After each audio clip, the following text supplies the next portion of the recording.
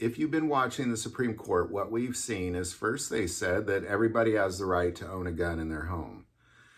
Then last year they said everybody has the right to have a gun on them as they travel throughout this country and wander around outside their home. Since then, anti-Second Amendment efforts have doubled down. Like, I feel like I have less rights now than when they made that decision.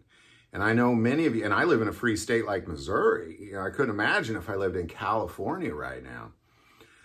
But as we've seen, rightfully so, is there's just been hundreds of smaller cases around this country, many of them federal, that have been quoting this last year's case, the New York Rifle and Pistol Club versus Bruen, and they keep quoting it. And there's one sentence in there from Clarence Thomas that significantly changes everything. This one single sentence that's been quoted time and time again in the hundreds of cases that we've seen over the last year is a game changer. And that simple sentence is, when it applies to the Second Amendment, you have to look at history and what was going on with restrictions in the Second Amendment when it was written in 1791.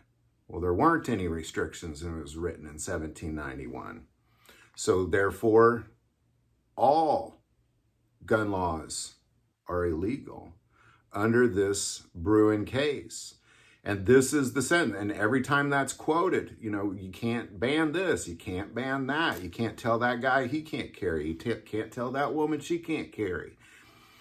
Every time they're quoting the Bruen case, and most likely they're going to put that sentence in there too, because historical context is almost as important as the law itself. Because when you interpret the law, obviously there's many interpretations of that law. So the historical context is extremely important, because you have to look at, well, what was going on when the law was written? And any sort of restrictions on firearms were very, very, very minimum, if not non-existent at all.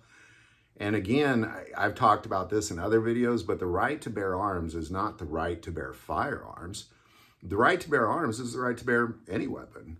Knives, swords, guns. You have the right to bear arms. Not just firearms, but arms. And there's no, there's all sorts of knife restrictions out there. There's all sorts of gun restrictions out there. There's all sorts of ammo restrictions out there. There's all sorts of personal restrictions out there, meaning you can't carry because you live in the wrong county or you live in the wrong city or the wrong state. And let's pray to God, never the wrong country. But ultimately what we're looking at is this one simple sentence that says you have to compare it to the historical context of when the Second Amendment was written, which was 1791. Well, what bans applied then? There weren't any. So therefore, all gun laws are unconstitutional, according to the Supreme Court, in one single sentence. Any thoughts or insight on that? Definitely put that below. I do want to take a moment and say that most people that watch this channel actually aren't subscribers according to the numbers.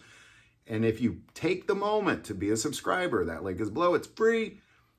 That increases the algorithm and our chance to get these messages out. And we're sharing a lot about the Second Amendment that really, honestly, a lot of people aren't.